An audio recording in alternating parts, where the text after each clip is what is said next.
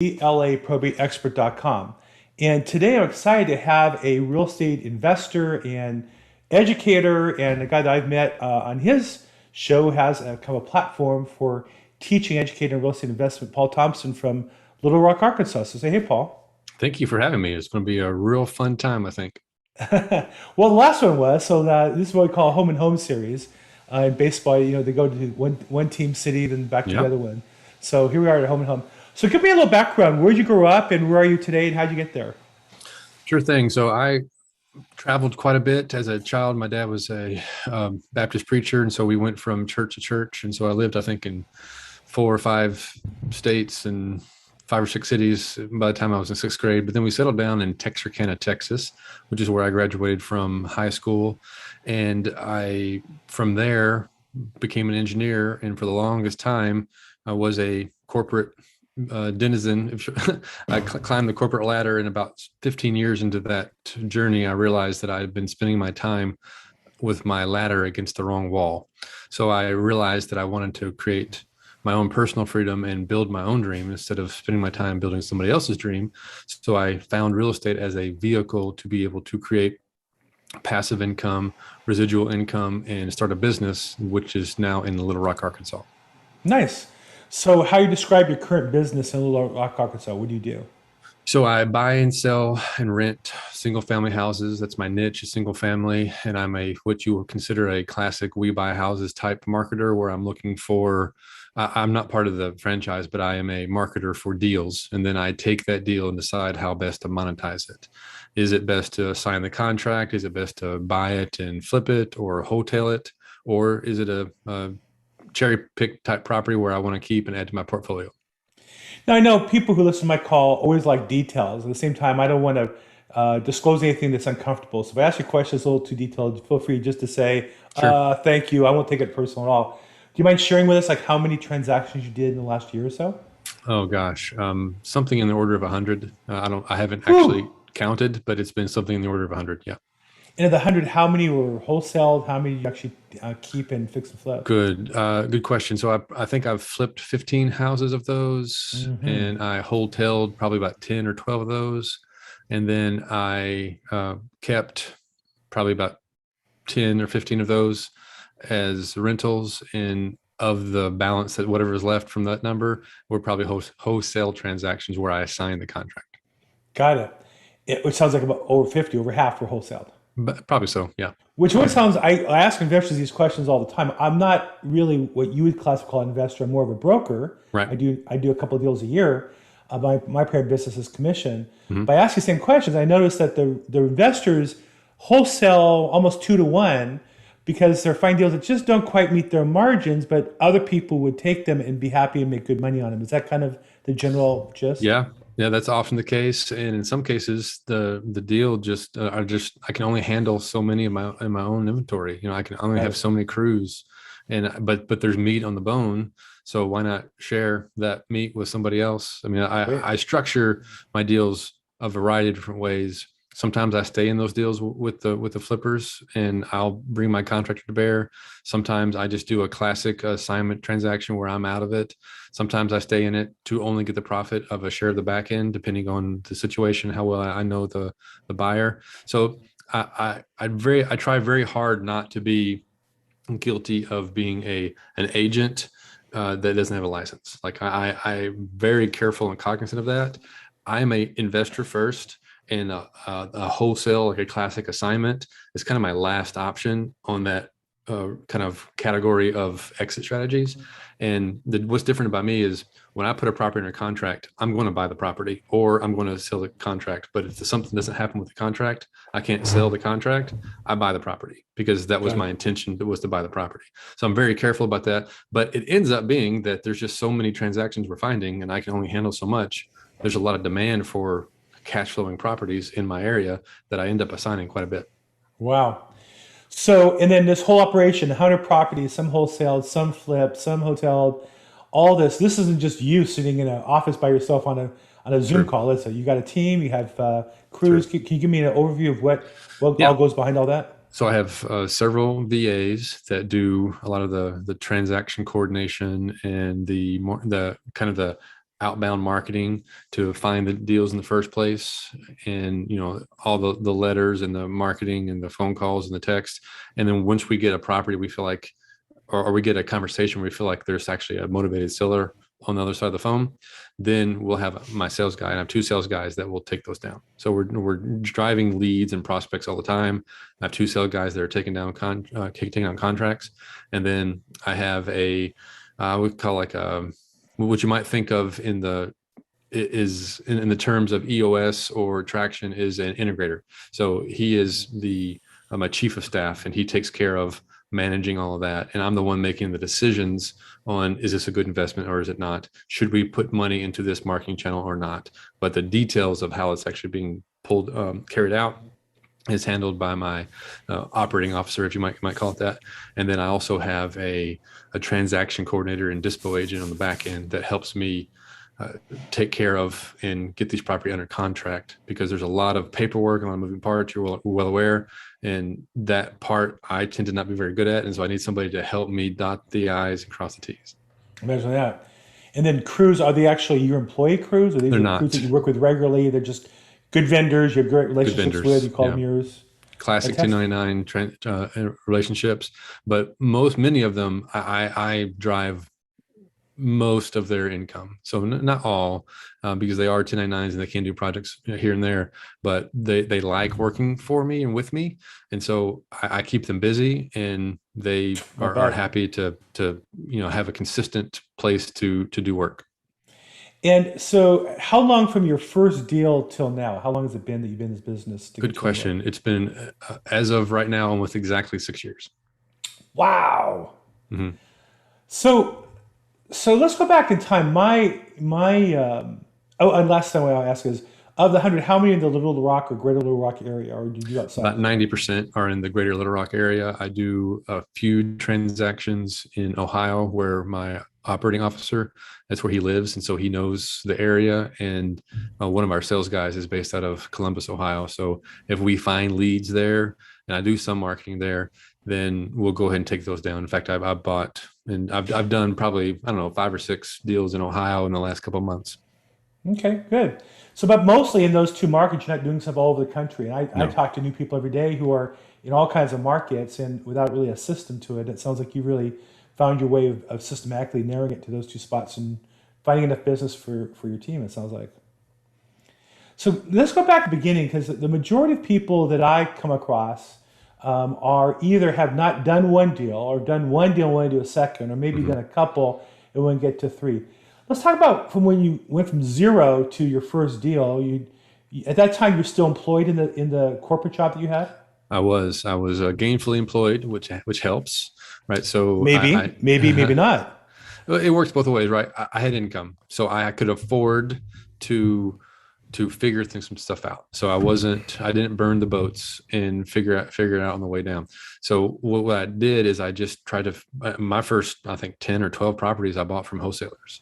So I knew that I wanted to create some sort of other stream of income, some alternate source of income, because at the time I was gainfully employed, but I was a single income family. So like my wife stayed at home with the kids were in school, and that was it. So if something happened to my job, I'd be in a pickle pretty fast. And knowing what the business I was in telecommunications, the likelihood of me finding a job in the same city that paid the same was very low, right? So I was kind of I was in the one shop that does what I do in my city. So I knew I needed to change entirely. And real estate felt like a way for me to kind of dip my toe into it, figure out if I liked it, and it just so happens that I liked it a lot. I did the first deal.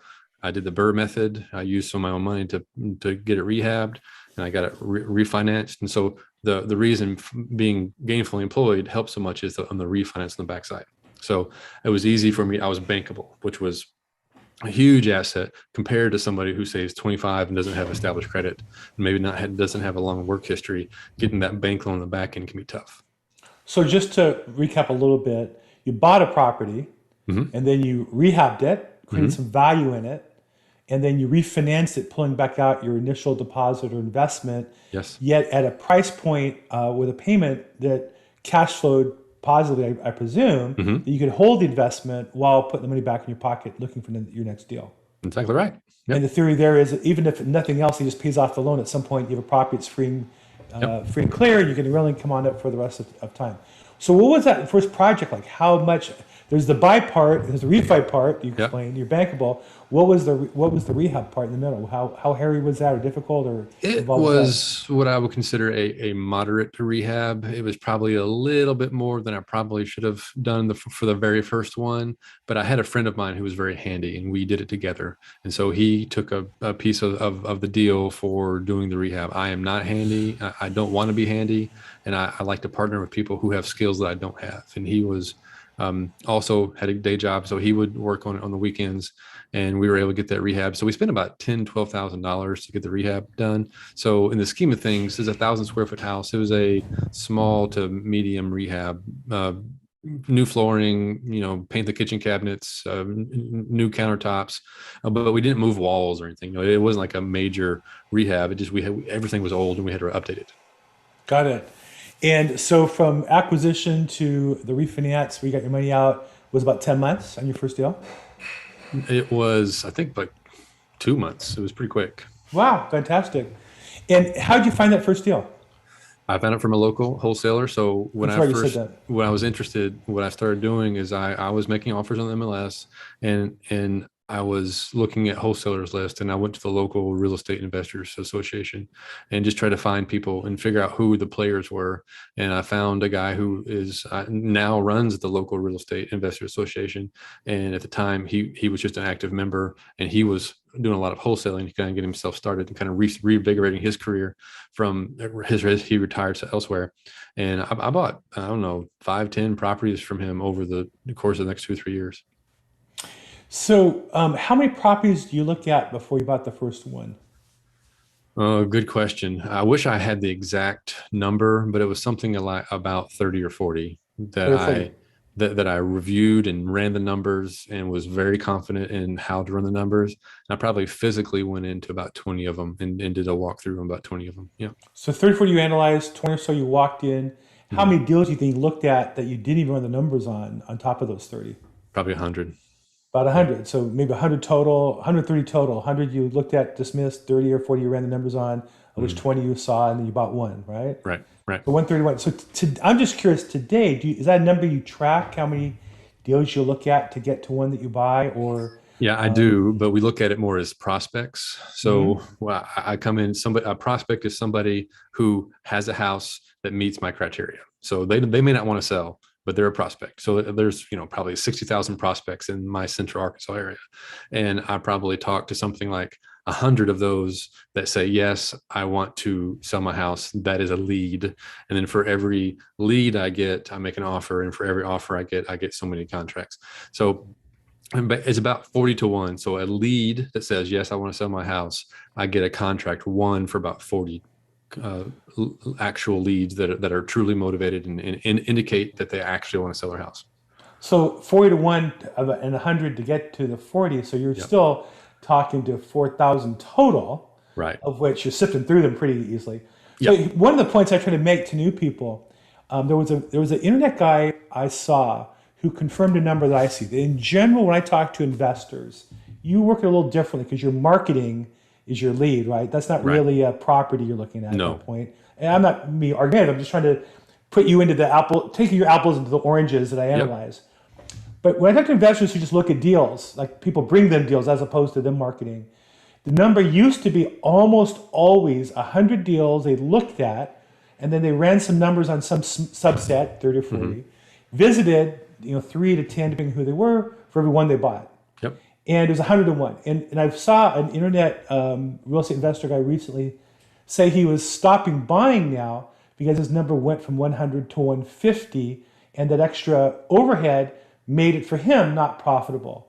And so I see that number pretty consistently at 100, and I know that today, for me as an agent, listings are twice as hard to get, but they're twice as valuable when I get them. So I realize, okay, I have to work harder on one end of my business, but I work less on the other. In your case, I would think that you're buying properties harder to get, and there's a little more competition. At least that's what I Yep. see with investors. But Yep. the deals they get are so valuable that it's worth the extra work. How do you rationalize what's going on in the market right now? Yeah. So agree with the sentiment that it is harder to find deals. Like the easy deals, most of them are gone. The easy vacant property that someone just says, I'll just roll over and just give you $30,000 of equity. Those deals don't come by as often anymore. And so now the angle for us is being a problem solver. Is I have a tenant that lives in a property. They're only paying $350. I haven't raised they're a family member. They haven't raised the rent on them in 30 years or 20 years, whatever. And I need to sell the property, but I don't have the heart to change it. There's that and some permutation of that 10 or 15 different ways that becomes the opportunity. Yep. And there is more upside on the back end, but I think the upside is slower to find, meaning that you have to work to solve the problem before you get to that upside. It's not this quick and easy in and out transaction as easily as it was just a few years ago. Yeah, here in LA, we've had those tenant problems. The difference is the tenant has the legal equivalent of barbed wire, a moat, machine gun nests, claymore mines, and mortar zeroed in on wherever you try to cut in on them to keep you out of them being evicted. And so we're having some. But I always tell people that owner's problem is your opportunity. If you can solve the problem, that's how you get paid. And that's why I emphasize for myself, at least the probate business, because that's a whole series of problems I can specialize in. So all that said, you must come across people, I know you must, because you're even bigger in a smaller market. You're bigger, way bigger than I am in a smaller market. And I get all the time people approaching me saying, I want to get into real estate investing. How do I get started? So what do you recommend for somebody maybe like you who has a good job, but they really want to get out of the corporate world into building wealth and income for themselves? What should their first couple steps be to get them on the path? Great question. And I do get that a lot. And I always want to go back to what is it that they want in their lives.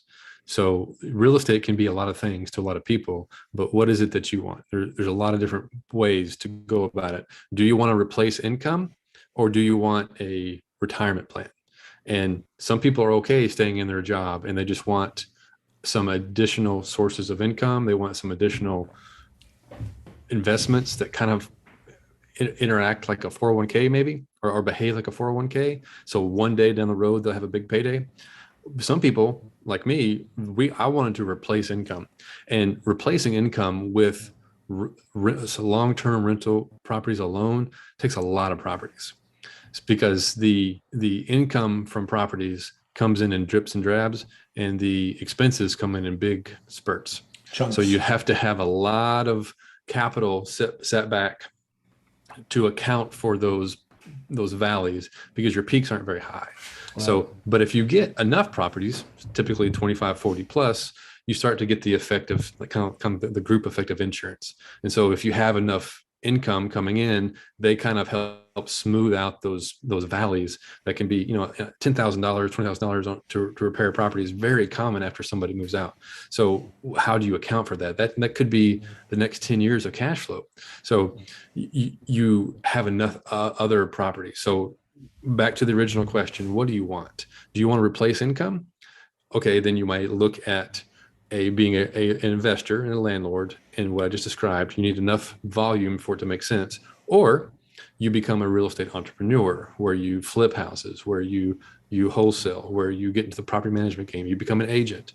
That's what I consider to be a real estate entrepreneur, and you're basically going to start up a new business. So you're walking up the quadrants from the cash flow game. You start off as an employee, you're going to become self-employed. You want to build a system, become a business owner to where the system makes money for you. And then as you make money in your business, you become an investor. Some people jump directly to the investor and just stay as an employee until they can afford to leave their job. Any of these paths are okay. Just know what your path is. Once you establish your path, then I can walk you down a path that makes sense for your situation. Now, I think you mentioned some of the terms familiar with the Rich Dad, Poor Dad cash flow game. Is that a book you've read? Is that a book that you've integrated into your business, or is it just some good terms you can reference to people? So good question. So what's super interesting about that book is that book gives you very little on tactics about how to go about being a viable investor, Correct. But it gives you a lot of concepts to let you talk about. So it talks about what a balance sheet is and what an income statement is and how to look at the world. So I think what the value of that book does is it just kind of removes the scales from people's eyes and says, I can look at this problem a different way, and I can behave and create something for myself and not just rely on another business to do it for me. I think Right. that's the big answer to that book, but it doesn't tell you the how at Correct. all, at all. Now, when it comes down to the how, there are a lot of other choices that you go out there, and that kind of depends on the specific kind of goals that you have and what you are good at. So it also, you want to like marry against what you're good at. I found that I was terrible at being a property manager and I was terrible at managing rehabs. I like being the idea guy. I like being the marketing guy. I like finding and uncovering an opportunity and then paying somebody else to go do it for me. So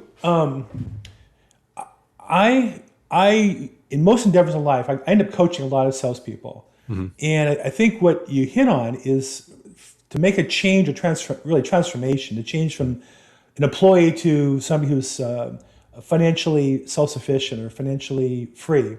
Mm-hmm. That's a transformation. 9% of transformation, in my experience, is mindset before you get to the tactics. I think you hit it right on.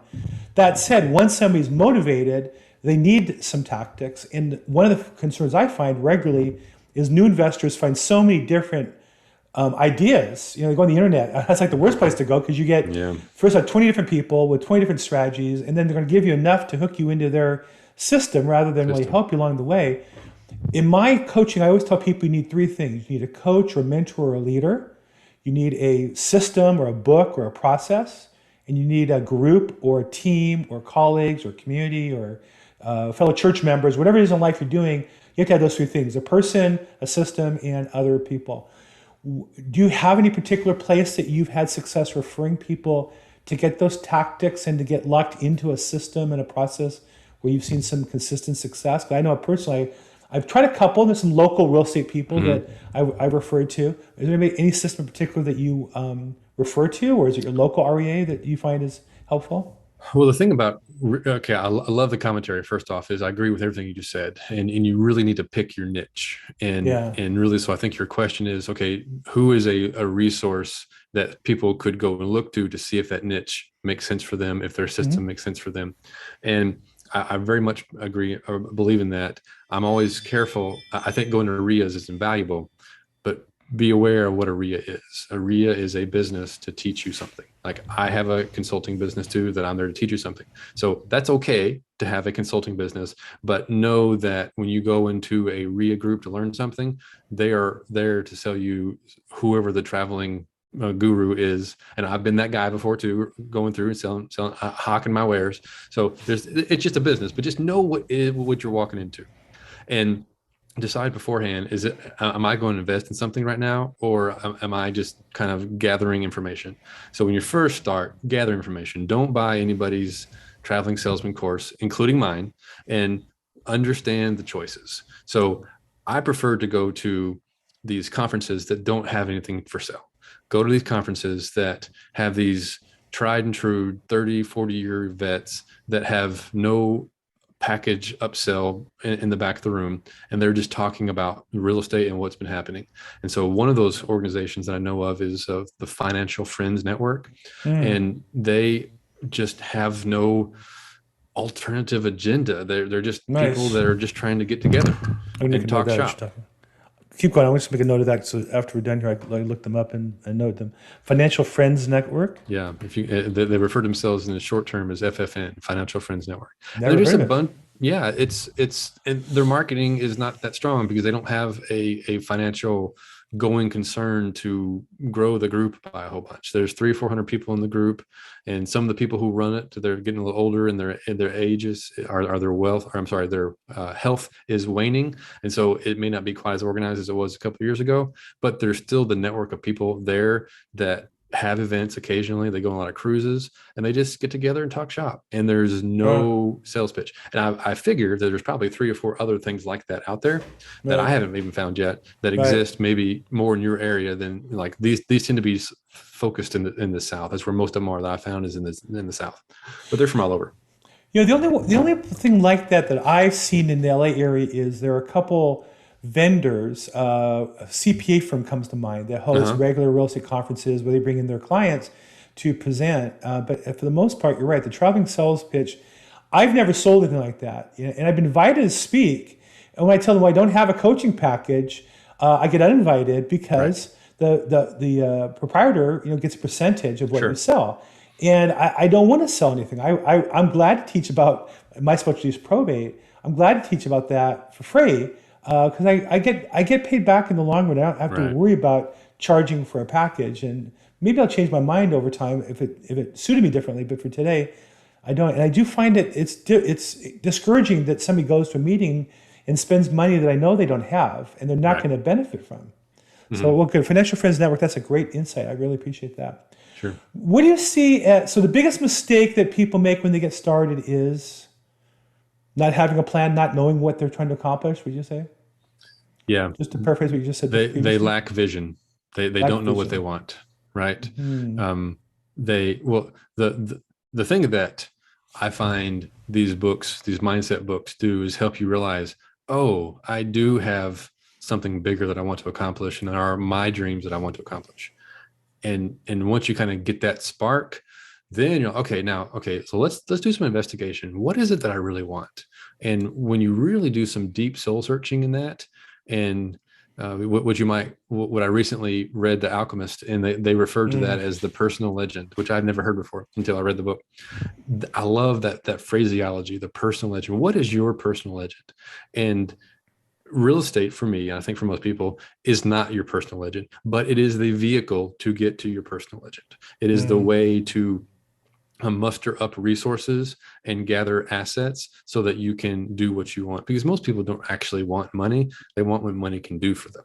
And Sure. I like having assets that pay me a dividend over time and build wealth over time that allow me to take vacations with my family, allow me to not have a traditional day job. I can talk on the internet with people from California just for fun, right? And I like doing that. So what is your personal legend is kind of the answer you need to answer.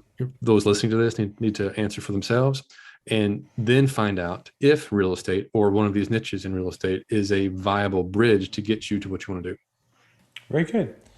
Well, look, Paul, I've really enjoyed. We can go on for hours. I want to be mindful of your time here, and I really appreciate having met you previously, but getting a chance to dig a little deeper here. You mentioned that you have a consulting business. What is it you Mhm. consult? Someone was interested. What is the area that you in particular consult on? So I have a community called My Freedom Foundry, and it is very much based on some of the principles that I've learned from groups like the Financial Friends Network, where I just attract interesting people who are trying to improve themselves and want to forge their own financial freedom. Yeah. And it is a paid community, and it is a monthly membership, and it's, be there as long as you want. And I do it. I found that I did those kind of free communities for a while, but Mm. people weren't paying attention. I found out that people have to pay a little bit to pay attention. And so Yeah. when they pay up, then they tend to pay attention. So when I have events, they show up and they listen to what I'm saying, and I'm trying to help them. And you mentioned the network aspect of the community. That is the big win that I found from being in real estate. I went into real estate to create financial freedom. Though the nugget, the wisdom that I found was from the community, and that's why I stay. I can make Wow. money lots of different ways, I found, but I stay because of the community that I found. I just wanted to create a safe place for people to learn and grow without having to buy some $25,000 package that they may or may not be ready for. So, if someone's interested in learning more about your program, where would they find it? It's a myfreedomfoundry.com. myfreedomfoundry.com. Yes, sir. And well, great. And then obviously, you're buying properties in Little Rock and Ohio. You're not buying, it doesn't sound like typically stuff outside that, so that's not really an option for you. If an investor outside wanted to buy property with you, do you have outside investors that you participate with, or is it just more I your do. business? I do. So I have people that come in and buy properties from me that I would wholesale or sell to them, depending on if I have the contract or the property. And then I also have a small hard money lending business where I lend money to people who are actually doing deals. And so if you're interested in either using hard money to buy properties, or you want to invest in the hard money business where you're truly passive and you just take a piece of the business and invest into it. That's something that I'm always interested in talking to people about. So, someone talked about the hard money business or buying property in the low rock market. How would they get a hold of you? Yeah, the best way to do it is to go to myfreedomfoundry.com, and that way you have access to that's kind of my portal for everything. So Great. if there's a contact me page on there, and you can find me and set up an appointment to talk to me personally. Fantastic. Well, Paul, it's been a pleasure again getting a chance to talk to you in a little deeper dive today, learning about how you've been successful in real estate investment, maybe the path that new people can consider along the way. Really appreciate your time and look forward to getting a chance to maybe get an update for you down the road. So thank you so much for your time today. I really appreciate it. Thanks, Bill.